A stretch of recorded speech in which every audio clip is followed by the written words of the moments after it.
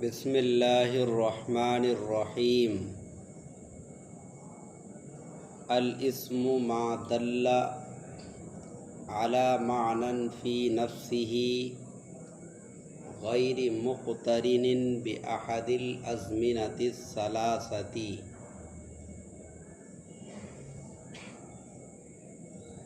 اسم وہ کلمہ ہے جو دلالت کرے ایسے معنی پر جو اس کی ذات میں ہو، حال یہ کہ تینوں زمانوں میں سے کسی کے ساتھ ملا ہوا نہ ہو۔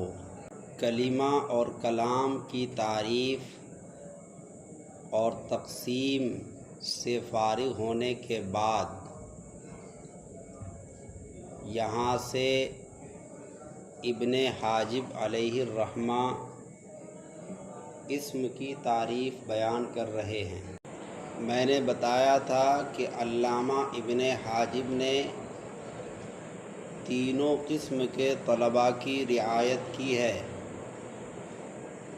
تو الاسم ما دل سے طلباء کی تیسری قسم کی رعایت کرتے ہوئے اسم کی دوبارہ تعریف کر رہے ہیں، بلکہ تیسری بار تعریف کر رہے ہیں۔ ایک تعریف اوپر گزر گئی، بیچ میں تنبیہ گزری، اور پھر باضابطہ یہاں اسم کی تعریف کی جا رہی ہے۔ تو اسم کس کو کہیں گے؟ جس کا معنی مکمل ہو، کامل ہو، اور اس میں زمانہ نہ ہو۔ دو ہی بات ہے اسم میں، اس کا معنی مکمل ہو، اس میں زمانہ نہ ہو، وہ اسم ہے۔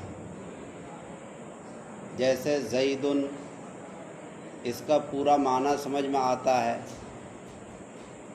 اور یہ اس کے اندر کوئی زمانہ بھی نہیں ہے۔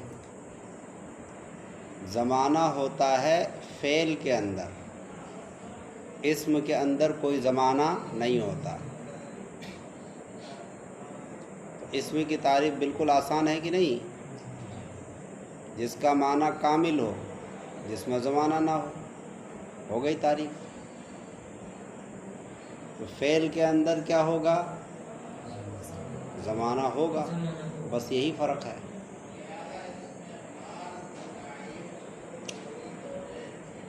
تو یہ تو اسم کی تعریف ہوئی۔ اتنی بات تو آپ بہت پہلے سے جانتے ہیں، نحو میر کے اندر ہی سے آپ جانتے ہیں اسم کس کو کہتے ہیں۔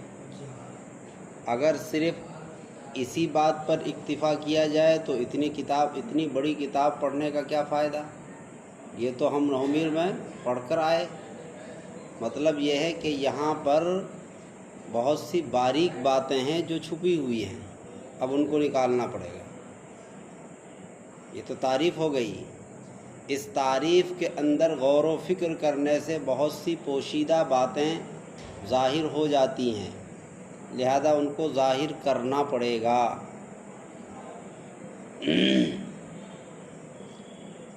سب سے پہلی بات ماں سے کیا مراد ہے؟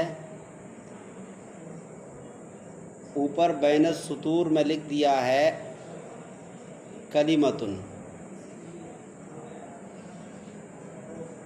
یہاں ماں سے مراد ہے کلمہ۔ سمجھ میں آئی بات؟ کلمہ کیوں ہے؟ اس لیے کہ کلمہ ہے مقسم اور اسم ہے قسم۔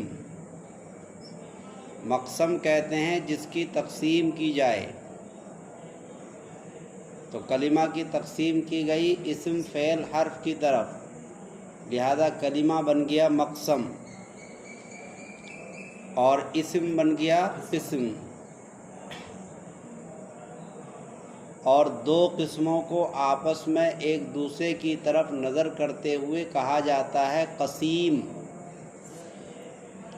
اسم فعل کی قسیم ہے، فعل حرف کی قسیم ہے، اور یہ سب ملا کر ٹوٹل کیا ہے؟ قسمیں ہیں۔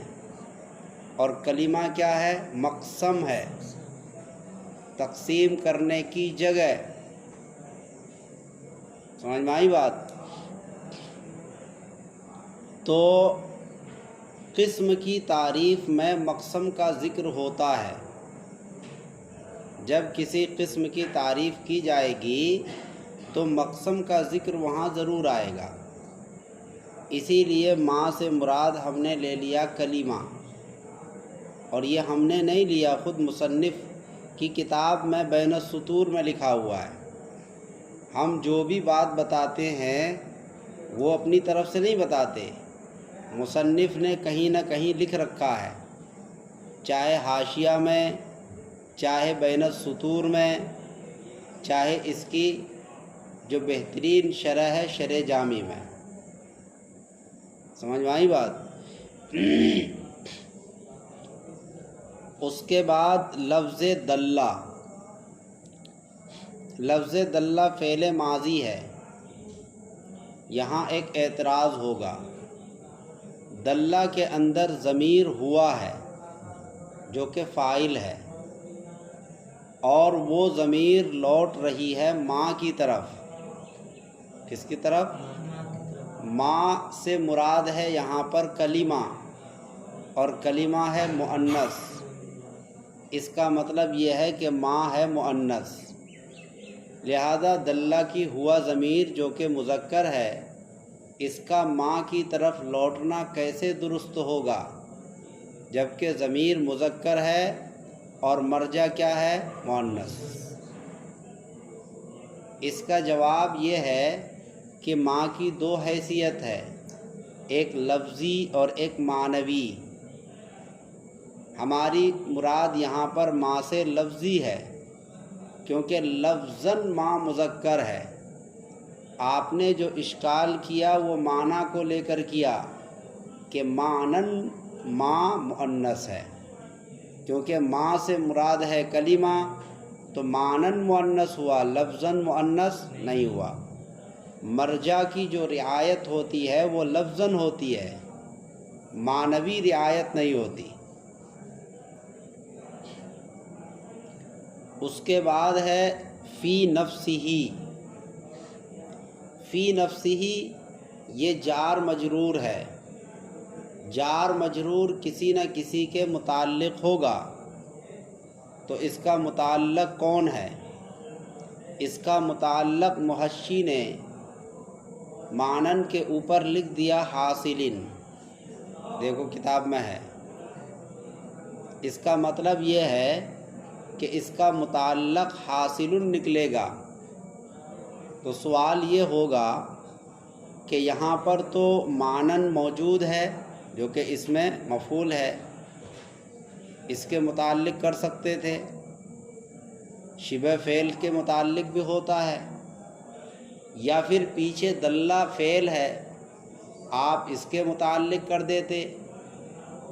اس کا جواب یہ ہے کہ دلہ کے متعلق اس لیے نہیں کیا کیونکہ دلہ دور ہے، دلہ دور ہے۔ پھر سوال ہوگا معنن سے کیوں نہیں کیا؟ تو جواب یہ کہ معنن کے اندر عامل بننے کی صلاحیت نہیں ہے، حالانکہ اس میں فاعل، اس میں مفعول عامل بنتا ہے، مگر یہاں اس جگہ معنن کے اندر عامل بننے کی صلاحیت نہیں ہے۔ وجہ اس کی یہ ہے کہ دیکھو جار مجرور جس کے متعلق ہوتا ہے تو اس کا جو متعلق ہوگا، ایک ہوا متعلق، جار مجرور ہوا متعلق، اور جس سے متعلق ہوگا وہ ہوگا متعلق، تو معنن ہو جائے گا متعلق، اور متعلق کے لیے عامل ہونا ضروری ہے، اور یہاں معنن عامل بن نہیں سکتا۔ کیوں نہیں بن سکتا؟ اس لیے کہ شبہ فعل کے عامل بننے کے لیے بیک وقت دو باتوں کا ہونا ضروری ہے۔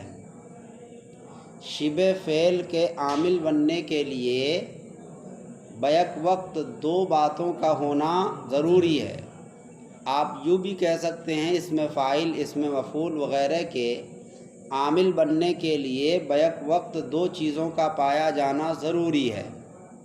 نمبر ایک، وہ شبہ فعل حال یا استقبال کے معنی میں ہو، حال یا استقبال کے معنی میں ہو۔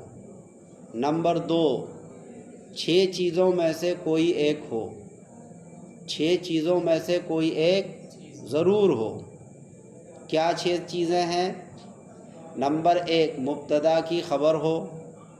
نمبر 2، موصوف کی صفت ہو، یعنی وہ اس میں فاعل یا اس میں مفعول یا تو مبتدا کی خبر ہو یا موصوف کی صفت ہو یا موصول کا صلہ ہو، سمجھ میں آئی بات، یا ذوالحال کا حال ہو یا حمزہ استفہام کے تحت ہو یا ما نافیہ کے تحت ہو۔ 6 قسمیں ہو گئیں۔ بعض لوگوں نے کہا کہ حرف ندا کے تحت بھی ہو تو 7 قسمیں ہو جائیں گی۔ کتنی؟ بعض لوگوں کے حساب سے 7 قسمیں ہیں۔ مبتدا کی خبر ہو، موصوف کی صفت ہو، موصول کا صلہ ہو، حمزہ استفہام کے تحت ہو، ما نافیہ کے تحت ہو، ذوالحال کا حال چھوٹ گیا، ذوالحال کا حال ہو، اور 7ویں قسم کیا بتایا؟ حرف ندا کے تحت ہو۔ یہ بعض لوگوں کا قول ہے۔ تو گویا کہ 7 چیزوں میں سے کسی ایک کا ہونا ضروری ہے۔ اب یہاں دیکھو، مانن نہ تو مبتدا کی خبر ہے بلکہ یہ علی حرف جر کے تحت ہے، مجرور ہے، نہ موصوف کی صفت ہے، مانن سے پہلے کوئی موصوف نہیں ہے، اس پر تو علی داخل ہے، نہ یہ موصول کا صلہ ہے، اس سے پہلے اس میں موصول بھی نہیں ہے، نہ یہ ذوالحال کا حال ہے، مانن سے پہلے ذوالحال بھی نہیں ہے، سمجھ میں آئی بات، نہ حمزہ استفہام کے تحت ہے، اس سے پہلے حمزہ استفہام بھی نہیں ہے، نہ ما نافیہ کے تحت ہے، ما نافیہ بھی اس سے پہلے نہیں ہے، نہ حرف ندا کے تحت ہے، وہ بھی نہیں، تو کوئی نہیں پائی گئی، کوئی شرط یہاں پائی نہیں گئی۔ اس سے پتہ چلا کہ مانن یہاں عامل نہیں بن سکتا، کیونکہ جو 2 چیزوں کا پایا جانا ضروری تھا ان میں سے اگر ایک کو مان لیا جائے تو دوسری چیز تو ہے نہیں، یعنی 7 باتوں میں سے کسی ایک کا ہونا وہ یہاں پر پایا نہیں گیا، اسی لیے مانن کو عامل نہیں بنا سکتے۔ جب یہ عامل نہیں ہے تو اس کو متعلق بھی نہیں بنا سکتے، کیونکہ متعلق کے لیے عامل ہونا ضروری ہے۔ اسی لیے محشی نے اوپر لکھ دیا حاصلن، کہ یہاں پر حاصلن کو محذوف مانا جائے گا اور وہی اس کا متعلق ہوگا، اور جب حاصلن کو محذوف مانیں گے تو حاصلن یہ مانن کی صفت ہوگی، لہذا دوسری شرط میں سے ایک شرط پائی گئی، کیا؟ موصوف کی صفت۔ اب حاصل کا عامل بننا کیا ہو گیا؟ صحیح ہو گیا، سمجھ میں آ گئی بات۔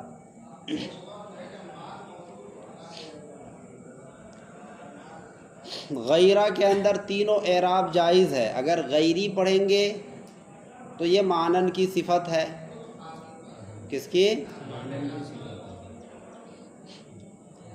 اور اگر آپ اس کو غیرہ پڑھیں گے تو حال ہے، ترکیب میں کیا ہے؟ حال۔ اور اگر آپ اس کو مرفوع پڑھیں غیرو تو مبتدا محذوف کی خبر، کس کی؟ مبتدا محذوف کی خبر، تینوں اعراب اس میں جائز ہے۔ اب یہاں پر 4 اشکال ہیں، کتنے؟ 4۔ معترض کہتا ہے کہ آپ کی تعریف یہ اسم کی جامع نہیں ہے، نہ معنی ہے۔ کیوں جامع؟ اس لیے نہیں ہے کہ آپ کی تعریف سے ایک فرد نکل رہا ہے اور وہ ہے اسماء افعال۔ اسماء افعال اسم ہے، لیکن اسم کی تعریف سے یہ کیا ہو گیا؟ نکل گیا، تو آپ کا ایک فرد نکل گیا، اور ایک دوسرا فرد اس میں داخل ہو گیا، اس لیے معنی بھی نہیں۔ دوسرا فرد کون ہے؟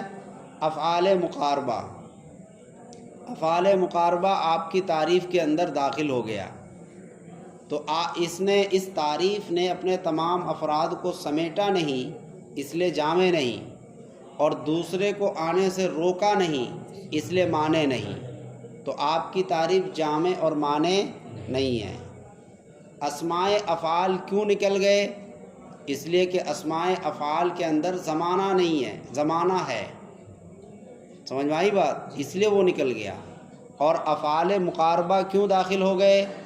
اس لیے کہ افعال مقاربہ کے اندر زمانہ نہیں ہے، اور اسم اسی کو کہتے ہیں جس کے اندر زمانہ نہ ہو، تو وہ اس کے اندر داخل ہو گیا، اسماء افعال اس سے خارج ہو گئے۔ اس کا جواب یہ ہے کہ یہاں جو مقترن کا لفظ آیا، زمانے کے ساتھ ملا ہوا ہو، اقتران، تو اقتران کی دو قسمیں ہیں، اقتران وضعی، اقتران استعمالی۔ اقتران کی دو قسمیں، اقتران وضعی اور اقتران استعمالی۔ ہماری مراد یہاں پر ہے اقتران وضعی۔ کیا مراد ہے؟ اقتران وضعی یعنی وضع کے وقت زمانہ ہو، جب اس لفظ کو وضع کیا جا رہا ہو تو اس کے اندر زمانہ نہ ہو اگر اسم ہے، اور اگر فعل ہے تو اس کے اندر وضع کے وقت زمانہ ہو۔ تو یہاں اقتران وضعی ہم نے مراد لیا کہ اسماء افعال کو جب واضح نے وضع کیا تھا اس وقت زمانہ نہیں تھا، بعد میں چل کر زمانہ پیدا ہوا، اس لیے یہ اسم کی تعریف سے نکل گئے۔ زمانہ بعد میں کثرت استعمال کی وجہ سے بعد میں کیا ہو گیا؟ زمانہ پیدا ہو گیا، اسی لیے اسم کی تعریف سے یہ خارج ہو گئے، ورنہ حقیقت میں یہ وضع کے وقت کیا تھے؟ داخل تھے، کیونکہ اس وقت ان کے اندر زمانہ نہیں تھا۔ اور افعال مقاربہ کیوں داخل ہوئے؟ اس لیے کہ افعال مقاربہ کو جب واضح نے وضع کیا تھا اس وقت اس کے اندر زمانہ تھا، لیکن کیونکہ فعل ہے نا تو فعل کے اندر تو زمانہ ہوگا، افعال فعل کی جمع، فعل کے اندر زمانہ ہوگا، لیکن کثرت استعمال کی وجہ سے اس کا زمانہ ختم ہو گیا۔ جب زمانہ ختم ہو گیا تو یہ اسم کی طرح ہو گیا، اس لیے یہ اسم کی تعریف میں داخل ہو گیا۔ افعال مقاربہ اسم کی تعریف میں کیا ہو گئے؟ داخل ہو گئے۔ آئی بات سمجھ میں؟ تو ہماری مراد ہے اقتران سے اقتران وضعی، یعنی واضح نے جب وضع کیا ہو تو اس وقت زمانہ نہ ہو، ہم نے اس بات کا اعتبار کیا ہے، لہذا ہماری تعریف کیا ہے؟ جامع اور مانع ہے۔ ہم نے اس وقت کا اعتبار کیا، بعد میں چل کر کیا ہوا ہم نے اس کا اعتبار نہیں کیا۔ پھر معترض کہتا ہے کہ آپ کی تعریف اب بھی جامع اور مانع نہیں ہے، اس لیے کہ تمام کے تمام اسماء، کوئی ماضی میں ہوتا ہے، کوئی اسم ماضی میں پایا جاتا ہے، کوئی حال میں، کوئی استقبال میں، تو جو اسم ماضی میں پایا گیا اس کے اندر ماضی کا زمانہ ہے، جو اسم حال میں پایا گیا اس کے اندر حال کا زمانہ ہے، جو مستقبل میں پایا گیا اس کے اندر مستقبل کا زمانہ ہے، تو اسم کے اندر زمانہ تو ہے۔ تو جواب دیا کہ دیکھو اقتران وضعی کی پھر دو قسمیں ہیں، اقتران وضعی کی پھر دو قسمیں ہیں، اقتران وضعی فی الوجود اور اقتران وضعی فی الفہم۔ اقتران وضعی فی الوجود اور اقتران وضعی فی الفہم، ہماری مراد ہے اقتران وضعی فی الفہم، کہ زمانہ اس سے سمجھا جاتا ہو۔ اسم کا ماضی میں ہونا یا اسم کا حال میں ہونا یہ تو موجود ہونا ہوا، لیکن کیا اسم سے زمانہ سمجھ میں آتا ہے؟ نہیں آتا۔ ہماری مراد ہے کہ زمانہ اس سے سمجھا جاتا ہو تب وہ اسم نہیں ہوگا، اگر زمانہ نہیں سمجھا جا رہا ہے تو وہ کیا ہے؟ اسم ہے۔ سمجھ میں آئی بات؟ تو یہاں ہماری مراد ہے کہ اقتران وضعی فی الفہم مراد ہے کہ زمانہ اس سے سمجھا نہ جاتا ہو، اگر زمانہ سمجھا جائے گا تب تو وہ فعل ہو جائے گا۔ نہیں سمجھ میں آئی بات؟ اس کے بعد معترض کہتا ہے کہ آپ کی تعریف پھر بھی جامع نہیں ہے، اس لیے کہ ہم آپ کے سامنے ایسی مثال پیش کرتے ہیں جس کے اندر اقتران وضعی فی الفہم ہے، اقتران وضعی فی الفہم ہے۔ اقتران وضعی فی الفہم کی مثال انہوں نے دی زید ضارب عمر غدا، زید ضارب عمر غدا، زید عمر کو کل مارے گا یا مارنے والا ہے۔ تو دیکھو زید اسم ہے، عمر بھی یہاں کیا ہے؟ اسم ہے، اور مارے گا کل، کل کا معنی غدن سے سمجھ میں آیا، کل مارے گا یا کل مارنے والا ہے۔ تو دیکھو اسم سے زمانہ سمجھ میں آ گیا، کس سے؟ اسم سے، حالانکہ آپ نے منع کیا تھا کہ اسم کے اندر زمانہ نہیں ہوتا ہے، تو یہاں تو زمانہ کل کا معنی سمجھ میں آیا۔ اس کا جواب یہ ہے کہ اقتران وضعی فی الفہم کی پھر دو قسمیں ہیں، اقتران وضعی فی الفہم کی پھر دو قسمیں ہیں، اقتران وضعی فی الفہم بالواسطہ اور اقتران وضعی فی الفہم بلا واسطہ۔ تو یہاں ہماری مراد ہے اقتران وضعی فی الفہم بلا واسطہ، کہ زمانہ اس میں بغیر واسطے کے سمجھ میں آئے، تب آپ کا اعتراض صحیح ہوگا۔ یہاں تو واسطے سے زمانہ سمجھ میں آ رہا ہے، لفظ غدن کے واسطے سے۔ آپ اسم کے اندر زمانے کو ثابت کریں بغیر واسطے کے، تب آپ کا اعتراض کیا ہوگا؟ صحیح مانا جائے گا۔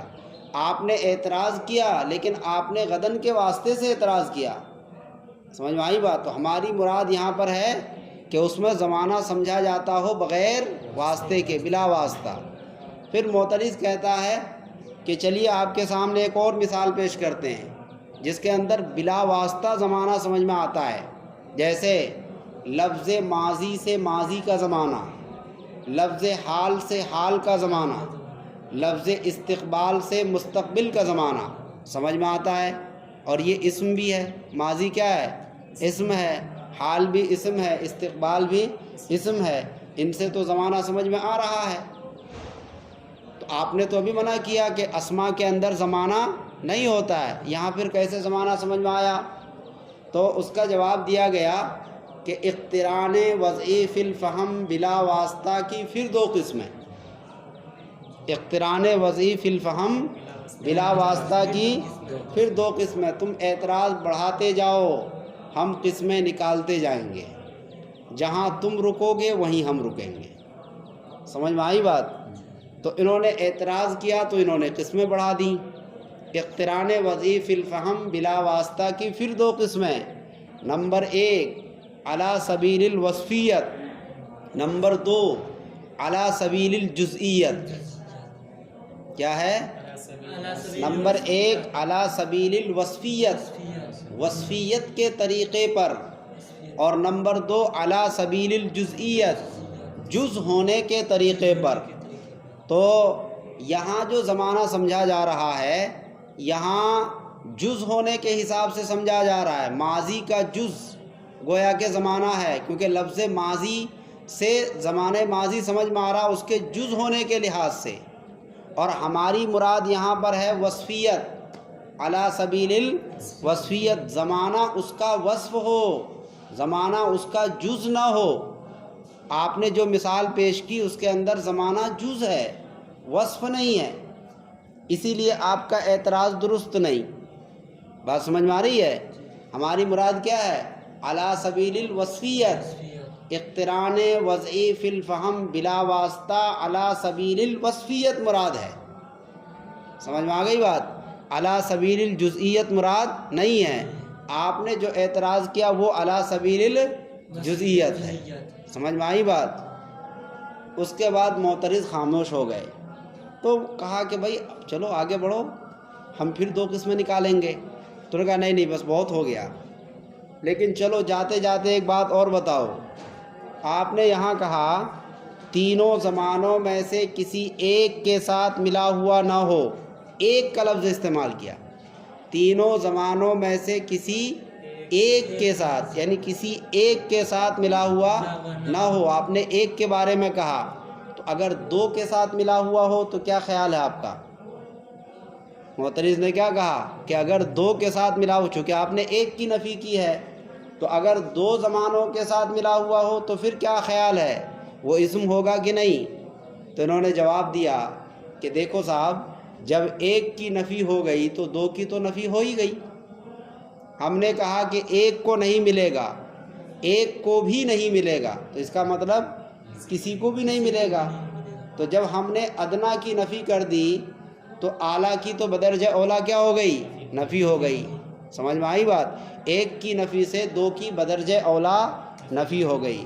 اب معترض کہتا ہے کہ ٹھیک ہے، آپ کی تعریف جامع اور مانع ہو گئی، السلام علیکم، میں چلتا ہوں۔ تو اعتراض کرتے کرتے وہ چلا گیا۔